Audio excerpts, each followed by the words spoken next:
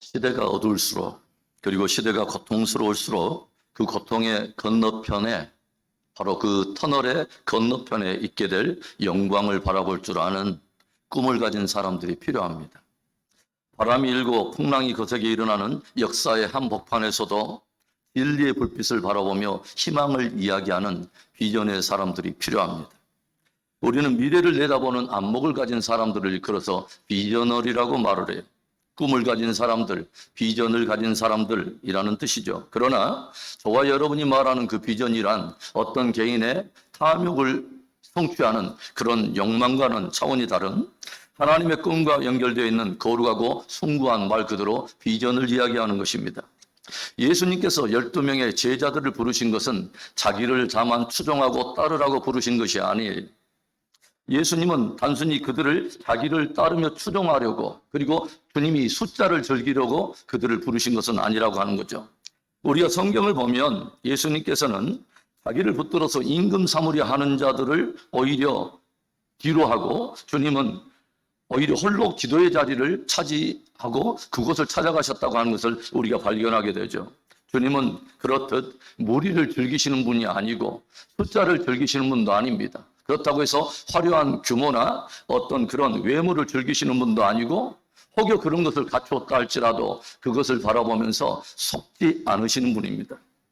주님은 왜소하고 오히려 초라해 보이는 12명의 제자들에게 인류 구원 역사의 모든 것들을 거셨습니다. 갈릴리 출신의 가난하고 볼품없어 보이는 어부들을 포함한 12명의 제자들에게 하나님의 나라의 구원 역사의 모든 것을 맡기셨다고 하는 것입니다. 그리고 그 제자들을 모아놓고서 제일 먼저 들려주신 이야기가 바로 꿈의 이야기, 비전에 관한 이야기인데, 곧 하나님의 나라에 관한 이야기로 오늘 본문의 말씀은 주님이 말씀하신 그 하나님의 나라의 한 토막의 이야기인 것이죠. 어떤 사람이 자기 밭에 겨자씨 하나를 심었습니다. 아주 작은 겨자씨 하나. 그런데 그 심겨진 겨자씨에 어느덧 우미 돋고 싹이 나더니 그것은 마침내 자라서 풀보다도 훨씬 큰 나무가 되었어요. 가지를 펼치게 되고 펼쳐진 가지들이 어우러져 울창한 나무가 되었을 때 많은 새들이 날아와 그 가지에 깃들이게 되고, 그 나무는 많은 새들에게 안식처를 제공할 뿐만 아니라 그 새들이 노래하게 만드는, 행복을 주는 아주 좋은 나무가 되었다고 하는 거죠. 겨자씨 한 알에 담아두신 하나님의 나라의 소중한 이야기입니다. 오늘 주님께서 제자들에게 들려주시는 이 작은 겨자씨에 관한 비유는 하나님의 나라의 꿈에 관한 이야기뿐만 아니라 저와 여러분들을 향한 주님의 기대가 담겨있는 꿈이기도 합니다. 사랑하는 성도 여러분, 주님께서 하나님의 나라를 위해서 저와 여러분을 부르셨다면 주님은 도대체 저와 여러분을 향해서 어떤 기대를 가지고 계실까요? 저와 여러분이 어떻게 이 죄악이 간영해가며 점점 어두워지는 이 고통의 시대에 정말 주님이 기대하시는, 어떻게 주님이 정말 그 영광을 드러내기를 원하시는 그분의 기대에 맞게 그렇게 쓰임받을 수가 있을까요? 오늘 본문 겨자씨의 비유는 그렇게 하나님께 쓰임받기를 원하는 바로 우리들에게 하나님의 나라에 관련된 아주 중요하고 우리가 꼭 새겨야 될 귀한 중요한 교훈 몇 가지를 도전하고 있습니다. 무엇일까요? 하나님의 나라를 위해서 쓰임받기를 원한다면 첫째로는 먼저 작은 것 안에 담겨있는 위대한 가치를 배우라는 것입니다. 여러분, 모든 위대한 것은 가장 작은 것에서부터 시작이 됩니다. 우리가 이것을 깊이 깨닫지 못한다면 우리는 작은 것에 대한 성실함과 또 정직함을 놓칠 수 있고, 작은 것 안에 담아두신 아주 소중한 가치들을 우리는 배울 수가 없게 되는 것이죠.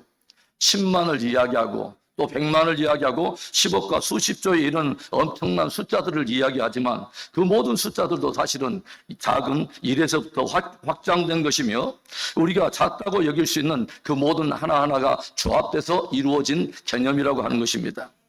그 위대한 하나님의 나라도 어린아이와 같은 작은 소자 한 사람 한 사람이 연합되어서 구성되어 있고, 영원한 하나님의 나라조차도 우리가 살고 있는, 오늘 우리가 살아가고 있는 지극히 작아 보이는 매일의 일상들이 함께 모여서 그 나라를 이루게 되고, 그 평범해 보이는 일상에 대한 저와 여러분의 성실함의 결과가 곧 하나님의 나라가 된다고 하는 것입니다. 영광 가운데 다가올 바로 그 나라, 그 영화롭고 웅장한 하나님의 나라조차도 작은 겨자씨에서 출발한다고 오늘 주님은 기이한 말씀을 들려주세요. 우리가 일상에서 취하는 작은 믿음의 몸부림, 그 한 번의 꿇은 무릎의 그 소중한 가치, 작은 순종의 몸짓들, 주님이 바라볼 때 절대로 그것은 작은 것이 아니라고 주님은 말씀하시는 것입니다. 결코 우리 스스로 작은 순종의 몸짓과 그 꿇은 무릎 한 번의 순종의 모습이라고 스스로 부끄럽거나 왜소하게 생각하지 말라는 것입니다. 겨자씨는 작다. 그러나 모든 것은 이 작은 출발에서부터 이루어지고, 하나님은 이 작은 겨자씨 안에 하나님의 나라의 영광을 담으셨다라고 주님은 들려주시는 것입니다. 그래서 이 작은 출발이 영광된 미래로 연결되어 있기 때문에 오늘의 우리의 작은 출발은 참으로 위대하고 숭고한 가치가 있다라고 주님이 들려주시는 것입니다. 주님은 작은 것을 소중히 여기는 것, 그리고 작은 것 안에서 영광된 미래를 볼 줄 아는 것, 이것이 하나님의 나라를 이해하는 아주 중요한 관점이라고 우리에게 가르치시는 것입니다. 모든 위대한 것은 작은 것에서부터 시작된다. 영어에 왕도가 없듯이 하나님의 나라에도 왕도는 없다. 그러기에 우리가 매일 걸어가는 나의 믿음의 행진을 소중히 여길 줄 알아야 하며, 믿음의 하루하루가 그 사람의 위대한 일생을 만들어낼 뿐만 아니라 그 모든 하루하루의 삶이 하나님의 나라와 연결되어 있다라고 말씀하시는 것입니다. 마태복음 24장과 25장에는 예수님께서 친히 종말에 관하여 들려주시는 징조에 관한 이야기와 하나님의 백성들, 마지막 종말 성도들이 살아내야 될 삶의 아주 중요한 자세를 담고 우리에게 들려주고 있어요. 소위 종말 강화장이라고 불리는 대목입니다. 그런데 거기에 보면 우리들이 잘 알고 있는 세 가지의 아주 익숙해 있는 비유가 등장하죠. 지혜로운 5 처녀와 어리석은 5 처녀, 그리고 주님께로부터 달란트를 받은 종들에 관한 이야기, 그리고 양과 염소에 관한 이야기입니다. 그런데 여러분이 이 성경을 깊이 있게 한번 묵상해 보십시오. 이 세 가지 비유는 서로 내용은 다르지만 사실은 작은 것에 대한 가치 이해를 가르치고 있고, 작은 것을 대하는 우리들의 올바른 마음과 태도를 도전하고 있다고 하는 거예요. 지혜로운 5 처녀는 다시 오실 신랑을 맞이하기 위해서 하루하루 성실한 믿음을 통해서 매일매일 등과 기름을 성실히 준비했다고 하는 거예요. 그러나 어리석은 5 처녀는 그들이 흘려보내고 있는 매일매일의 일상의 가치와 그 하루하루에 심어야 될 성실한 믿음의 가치를 전혀 깨닫지 못하고 있었다고 하는 거죠. 그리고 그들의 하루 일상에 대한 서로 다른 이해는 서로의 다른 삶을 살게 만들고, 서로 다른 삶을 살았던 저들의 인생은 서로 다른 운명을 가져오게 되었다고 하는 것입니다. 달란트를 받은 세 종의 비유를 조용히 한번 생각해 보세요. 나중에 주인이 돌아와서 5 달란트와 2 달란트 받은 종들의 충성됨과 성실함을 주님께서 칭찬하실 때 어떤 말을 들려줍니까?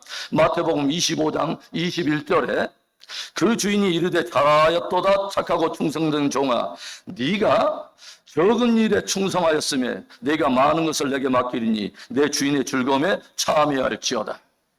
작은 일에 충성하였으며, 작은 일에 충성하였으며, 지극히 작아 보이는 그 작은 일에 대한 오늘의 충성됨과 다가올 주님 나라의 영광이 함께 맞물려 있다는 거예요.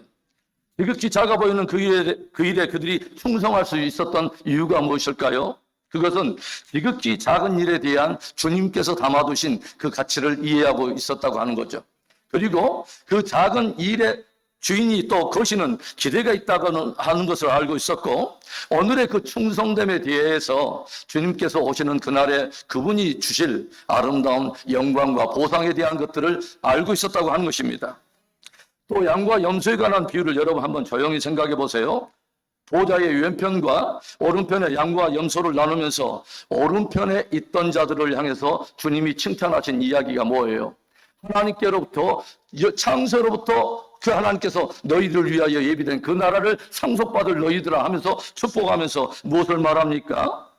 25장 40절에 임금이 대답하여 이르시되 내가 진실로 너희에게 이르노니 너희가 여기 형제 중에 지극히 작은 자 하나에게 한 것이 곧 내게 한 것이니라 하시고, 지극히 작아 보이는 소자 하나를 우리가 어떻게 이해하고 있고, 그리고 이해한 만큼 우리가 그들을 어떻게 대했는가가 굉장히 중요하다고 하는 것이죠. 겨자씨에 관한 비유에서처럼 이 세 가지 조용히 이 비유가 모두가 한 날에 대한 우리의 소중한 가치 이해들, 지극히 작아 보이는 일에 대한 우리의 가치 이해, 그리고 작은 용언, 작은 소자에 관한 우리의 가치 이해와 매우 밀접하게 연결이 되어 있다고 하는 것입니다. 사랑하는 성도 여러분, 그러기에 우리의 일상에서 내딛는 작은 믿음의 출발이 이 위대한 일들의 시작임을 깊이 깨닫고 우리의 마음속에 깊이 또 새겨야 할 필요가 있는 것입니다. 저는 이 말씀을 준비하면서 인류 역사의 미래를 바라보고 하나님의 나라의 완성을 바라보는 예수님께서 제자들을 어떤 관점으로 바라보시는가 하는 것을 조용히 한번 묵상을 해봤어요. 주님은 그 작아 보이는, 그 초라해 보이는 제자 한 사람 한 사람의 현재의 모습 속에서 안목 그대로 보여지는 실상으로 받아들이지 않고 저들이 차지할 장래의 영광을 이미 보고 계신다고 하는 거죠. 하나님 나라의 완성을 보여주는 새 예루살렘 성의 기초석이 되어서 찬란하게 그 빛을 발하게 될 그들의 영원한 영광을 미리 보고 계신다는 거예요. 요한계시록 21장 14절에는 이런 말씀이 기록되어 있어요. 그 성의 성곽에는 12 기초석이 있고 그 위에는 어린 양의 12사도의 12 이름이 있더라.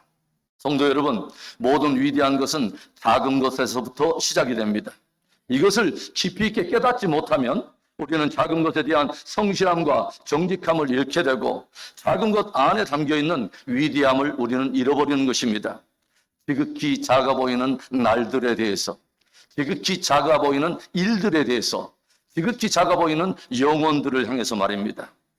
여러분, 하루하루 우리가 성실로 심어가는 우리의 믿음의 행진을 통해서 저와 여러분이 또 우리 은혜 비전 공동체가 참으로 마지막 시대에 주역으로 쓰임받게 되는, 하나님의 나라의 주역으로 쓰임받게 되는 귀한 은혜가 있기를 주님의 이름으로 축원합니다.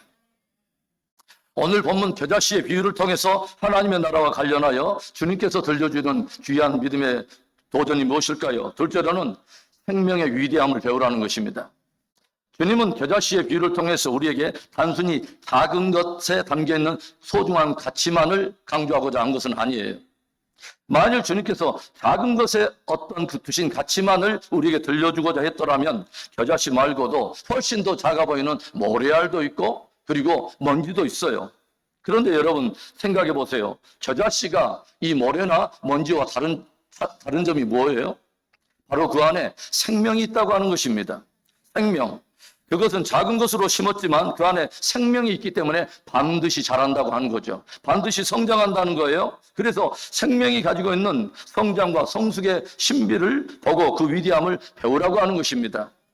직경이 1mm. 눈에 보일까 말까 한 그 작은 겨자씨가 일단 땅에 심기어지기만 하면 그것이 점점 자라서 어떤 것은 1.5m까지 자라기도 하고 종자에 따라서는 3m까지도 자란다고 해요. 그리고 그 나무가 점점 자라서 가지를 펼칠 때에 그 가지들 안에 새들이 날아와서 이 가지는 새들의 안식처가 되고 그리고 이 나무는 거대한 이 나무가 된다고 하는 것입니다. 주님께서 이 말씀을 통해서 들려주고자 하는 그 귀한 의미가 무엇일까요? 사실은 이 땅에 심겨진 겨자씨 하나, 하나님의 나라를 위해서 이 땅에 심겨진 겨자씨 하나는 예수님을 먼저 드러내고 있다고 하는 것이죠. 이 땅에 심겨진 그분 스스로가 생명이기 때문에 그 생명이 심겨진 심령마다, 그 생명이 심겨진 가정과 또 공동체와 나라마다 그 안에 생명의 역사가 일어난다고 한다고 하는 것입니다. 우미 트고 싹이 나라며 가지가 펼쳐지는 귀한 생명 역사가 반드시 일어나게 된다고 하는 것입니다.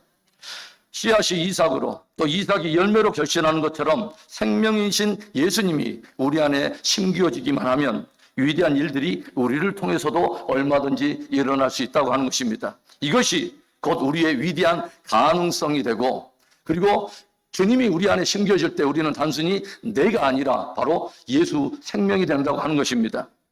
오래전 한 신문에 신기한 성장을 보여주는 흥미로운 그림 하나가 실려져 있더라고요. 그것은 단단한 화강암으로 만들어진 이 석판이 급이가 가지고 쪼개져 있는 그림 한 장이었습니다. 한 씨앗이 움트고 자라면서 그 단단한 화강암 석판을 깨버린 거예요. 그런데 이 이야기는 화강암으로 된 이탈리아의 한 무덤에 대한 오래된 이야기에 비추어 볼 때 더욱더 우리의 흥미를 유발해내는 그런 이야기입니다. 한 남자가 있었어요. 그런데 이 남자는 하나님을 모르고 하나님을 또 부인하고 기독교 신앙을 대적하는 불가지론자 또 무신론자로서 유명한 사람이었다고 해요. 그래서 그는 죽기 전에 사람들에게 무엇을 유언했냐면 부활과 같은 일이 일어날지라도 자신의 몸이 무덤에서 빠져나오지 못하도록 화강암으로 된 강한 그 무거운 석판으로 자기의 무덤을 좀 눌러달라고 그렇게 유언을 했다고 해요. 그래서 사람들이 그를 무덤 위에 장사 지내고 그 위에 화강암 석판을 올려두었는데 공교롭게 그들이 석판을 그 위에 놓기 전에 한 마리의 새가 물고 있는 씨앗이 떨어졌는데 공교롭게 그 무덤 안으로 떨어졌다고 하는 거죠. 그리고 시간이 흘러가면서 그 씨가 마침내 몸이 트고 점점 무엇인가 생명의 조짐이 일어나더니 그 강력한 화강암 석판을 뚫고서 나오면서 석판을 둘로 쪼개버렸다고 하는 그런 기사의 내용입니다. 여러분, 이것이 생명의 능력인 것이죠. 기독교는 생명과 부활의 종교입니다. 세상을 쪼개고 고통과 아픔을 쪼개버리고 그를 누르는 사망과 무덤을 쪼개버리고 깨뚫고 나오는 예수 생명이 또 그 부활의 능력이 믿는 저와 여러분 안에 있는 것입니다. 길어지는 코로나로 인해서 많은 사람들이 경제 위기를 맞게 되고 많은 것을 잃어버렸어요. 어떤 사람은 좋은 수입원을 잃어버렸고 여러 가지 내 생업의 터전을 잃은 사람도 있고 어떤 사람은 가정을 잃은 사람들도 있습니다. 어떤 사람은 보장된 미래를 잃은 사람도 있죠. 그런 아픔의 소식들을 우리는 종종 듣게 돼요. 그런데 여러분, 모든 것을 다 잃어도 절대로 잃어서는 안 될 것이 하나가 있다면 바로 믿음입니다. 복음서에 보면 간질병 걸린 어린 아들을 이 제자들에게 데리고 와서 그 아들을 좀 낫게 해달라고 찾아왔는데 제자들이 그 아이를 치유하지를 못하죠. 이때 그들을 향해서 주님께서 도전하시는 말씀이 뭐예요? 너희에게 겨자씨 하나일 만한 믿음만 있다면 너희에게 겨자씨 하나일 만한 믿음만 있다면 이 산을 명하여 저리로 옮기라 했어도 옮기었으리라. 저는 새벽마다 저희 교회의 미래를 생각하면서 아직은 세워지지 않는 기관들을 마음속에 품고 이런 기도를 올려봐요. 하나님, 우리 교회는 모든 어른들은 1세대는 다윗의 세대와 같은 믿음을 갖게 하옵소서. 다윗과 같은 믿음. 다윗에게 하나님께서 어떤 말씀을 들려줘요? 이새의 아들 다윗을 만나니 저가 내 마음에 합한 자라. 나의 모든 뜻을 저를 통해서 이루리라. 우리 1세대는 바로 이 다윗의 세대로 반응하며 어떻게 하면 우리가 하나님의 마음을 쫓아갈 수 있을까 하는 것들을 우리가 소망하고 간다면 자기의 마음을 쫓아오는 사람들을 하나님께서 부르시고 그들을 통해서 당신의 일을 이루기를 기뻐했다면 다윗을 보고 그 일을 이루었다면 우리가 동일한 다윗의 믿음을 쫓아간다면 주님께서 저와 여러분을 또 다윗의 세대처럼 쓰시지 않겠어요?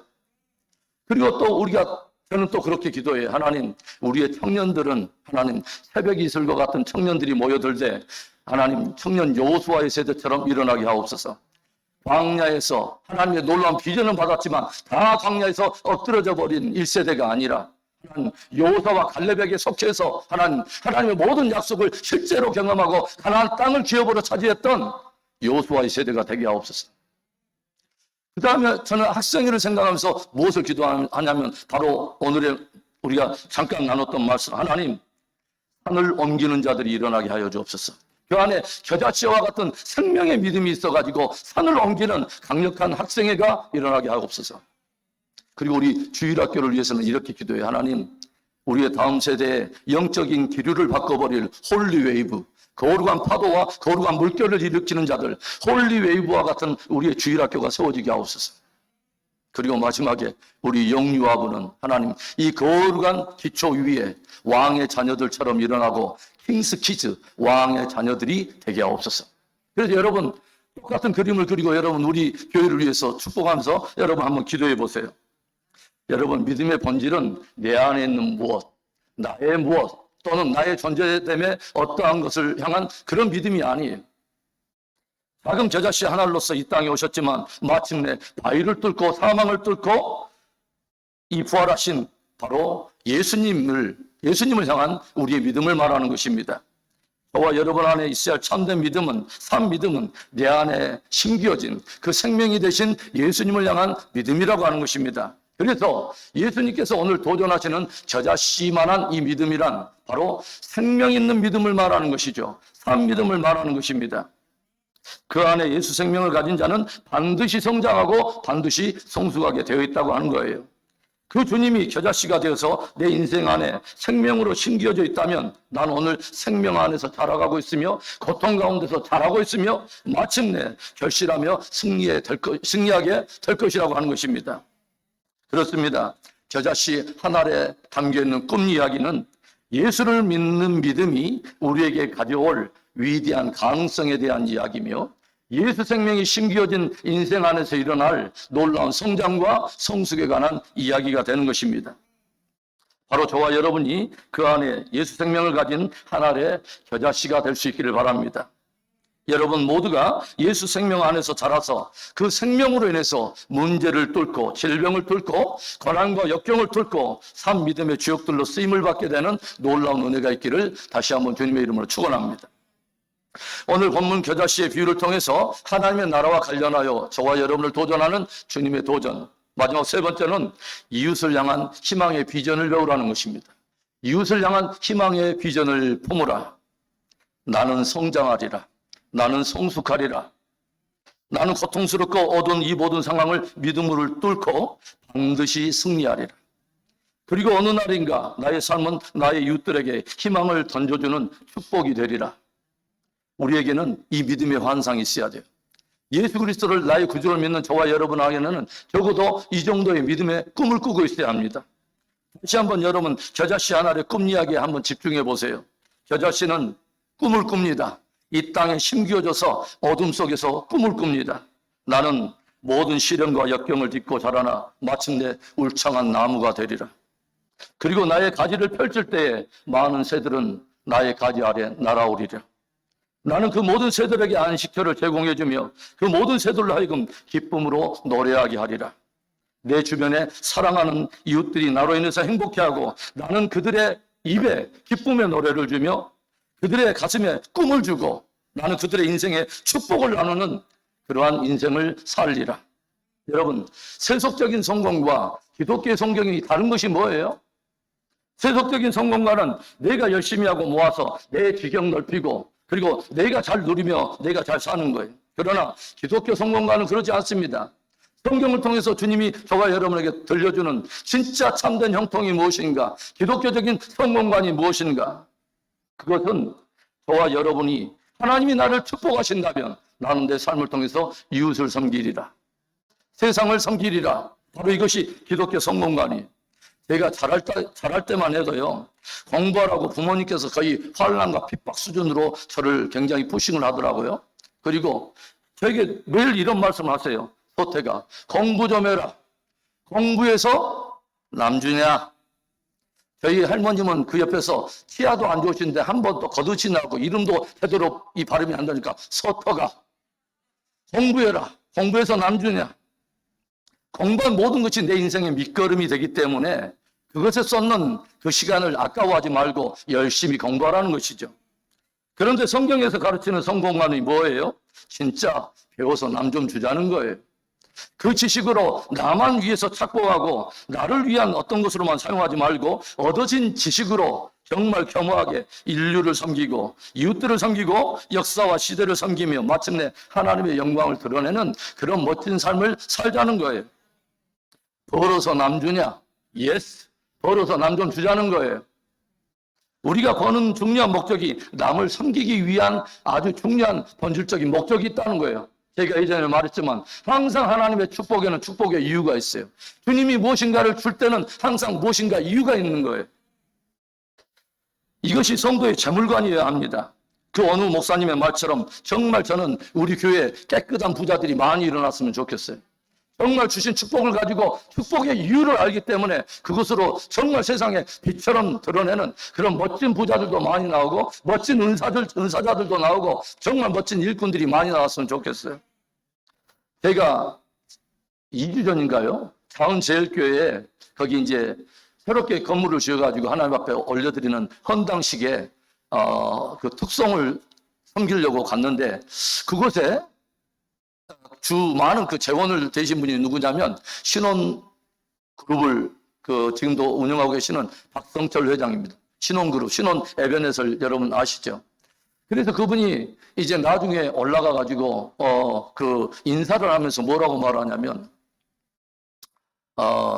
제가 지금까지 주신 하나님 주신 물질로 전 세계 많은 교회들을 세웠습니다. 그러면서 저희가 섬겼던 네팔 이야기를 하세요.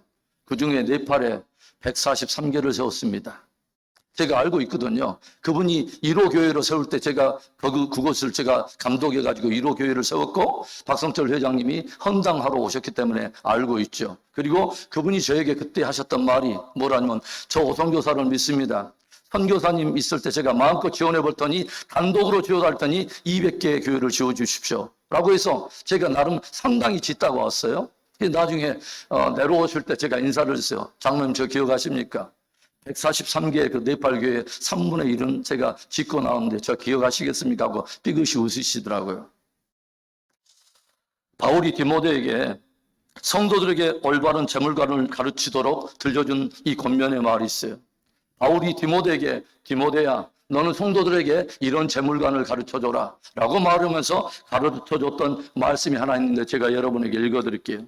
디모데전서 6장 17절부터 19절의 말씀인데 네가 이 세대에서 부한 자들을 명하여 마음을 높이지 말고 정함이 없는 재물에 소망을 두지 말고 오직 우리에게 모든 것을 후히 주사 누리게 하시는 하나님께 두며 선을 행하고 선한 사업을 많이 하고 나누어 주기를 좋아하며 너그러운 자가 되게 하라. 이것이 장래에 자기를 위하여 좋은 터를 쌓아 참된 생명을 취하는 것이니라. 정직하게 땀 흘려서 성실의 대가로 그 부를 모으는 사람들 그리고 그 부가 하나님으로부터 주어진 것임을 아는 겸손한 믿음이 있기 때문에 하나님의 나라를 위해서 또 이웃을 위해서 이 세대를 위해서 겸손히 쓸 줄 아는 바로 그 놀라운 선한 청지기들 그들의 땀 흘림이 이웃들에게 축복이 되고 그들의 노력이 이웃에게 기쁨과 행복이 되는 이 위대한 축복의 비전 큰 나무가 되어서 많은 세대에게 그늘을 만들어주며 함께 기뻐하며 함께 행복하기를 원하는 겨자씨 하나를 품고 있는 바로 하나님의 나라의 소중한 꿈 이야기입니다. 저는 이 소중한 꿈을 저와 여러분이 꿨으면 좋겠습니다. 아브라함 링컨에게는 어려서부터 많은 별명이 붙었어요. 걸쭉한 구렛나루와 이 턱수염 덕택에 고릴라라고 하는 이 별명도 있었고요. 그런데 이 링컨에게 어려서부터 하나의 좋은 닉네임이 하나 있었는데 그게 뭐냐면 정직한 에이브라고 하는 별명이 있었습니다. 에이브는 아브라함의 애칭을 말하는 거죠. 소년 시절부터 점원으로 성실하게 일하였던 바로 그것이 가게 주인의 눈에 들어서 마침내 링컨은 그 가게의 매니저가 됩니다. 그런데 어느 날 장사를 하고 어떤 사람이 어떤 물건을 사서 거스름 돈을 내줬는데 나중에 계산해 보니까 10센트를 그 손님에게 다시 돌려줘야 한다고 하는 이 계산의 착오가 이렇게 발견되면서 이 링컨은 많은 고민을 해요. 그러다가 손님에게 가야 할 10센트 때문에 밤새도록 고민하다가 그 이튿날이 휴일이었음에도 불구하고 적지 않은 거리인 3마일 약 5km 정도의 거리를 걸어가지고 그 손님의 집을 방문하여 마침내 10센트를 돌려주고 돌아옵니다. 그리고 이 일이 소문이 나가지고 주변 사람들이 역시 정직한 에이브야. 참 링컨은 정직해 라고 칭찬 소리가 들려오는데 이때 주변의 칭찬 소리를 듣던 링컨이 이런 말을 들려줘요. 저는 오늘 왜 제가 칭찬을 받아야 되는지 이해가 되지 않습니다. 그 손님이 가져야 할 것을 마땅히 그분에게 돌려준 이 일이 왜 칭찬을 받을 일일까요? 그러면서 링컨은 이런 이야기를 한마디 덧붙였어요. 저는 어느 날인가 제가 당연히 해야 할 것 때문에 칭찬받는 자가 아니라 당연히 해야 할 그 이상의 일을 함으로 인해서 칭찬을 받는 사람이 되고 싶습니다. 그것을 위해서 기도하십시오. 당연히 해야 할 일 말고 당연히 해야 할 그 이상의 일을 함으로 인해서 그것 때문에 내가 축복을 누리게 되는 그런 소중한 사람으로 기억되고 싶습니다. 그 일에 링컨은 변호사가 되었어요. 그리고 변호사가 되고 그가 가장 먼저 한 일이 뭔지 아십니까? 가난 때문에 돈이 없어가지고 소송을 하지 못하고 있던 어려운 이웃의 무료 변론을 자원하여 지원한 것입니다. 그리고 그날 밤 일기 가운데 링컨은 돌아와가지고 이런 내용을 기록을 해요. 나는 오늘날 티네이저 시절에 내가 하나님 앞에 약속한 것을 처음으로 해볼 수가 있었다. 당연히 해야 할 그 이상의 일을 할 수 있어서 너무도 행복한 하루였다. 사랑하는 성도 여러분, 우리는 성경의 맨 마지막 책인 요한계시록에서 이 땅에 심겨진 십자가로부터 흘러나오는 그 가지에 많은 민족과 나라와 백성의 방언으로부터 온 사람들이 함께 모여서 그 가지에 깃들여서 구원의 노래, 영광의 노래를 부르고 있는 모습을 우리는 보게 되죠. 겨자씨에 담긴 꾼처럼 많은 이들이 여러분들의 인생에 펼쳐진 가지에 깃들여 행복을 느끼게 되고 저와 여러분이 이웃의 입가에 행복한 노래를 주고 저들로 행복한 웃음을 짓게 만드는 이웃을 향한 행복한 비전어리가 될 수 있기를 주님의 이름으로 축원합니다. 겨자씨 하나의 꿈, 이 꿈 속에서 우리는 주님의 꿈을 보며 우리의 꿈을 꾸게 됩니다. 지극히 작은 하나의 이 꿈 속에서 저와 여러분도 주님과 함께 꿈을 꿉니다. 그 위대한 꿈의 성취를 위해서 오늘도 작아 보이는 삶의 현장에서 작아 보이는 그 일들에 대해서 지극히 작아 보이는 영혼들을 향해서 기꺼이 사랑을 심고 믿음을 심고 섬김을 심어서 좋은 하나님의 나라의 귀한 일꾼으로 쓰임받게 되기를 축원합니다. 이웃을 향한 이 희망을 품고 있는 희망의 비전어리들, 저와 여러분, 우리 은혜 비전 공동체가 이 땅에 심겨진 겨자씨가 되어서 세상과 이웃에게 회복을 선포하고 그들로 하여금 희망을 노래하게 만드는 귀한 하나님의 사람들로 쓰임받게 되기를 주님의 이름으로 축원합니다.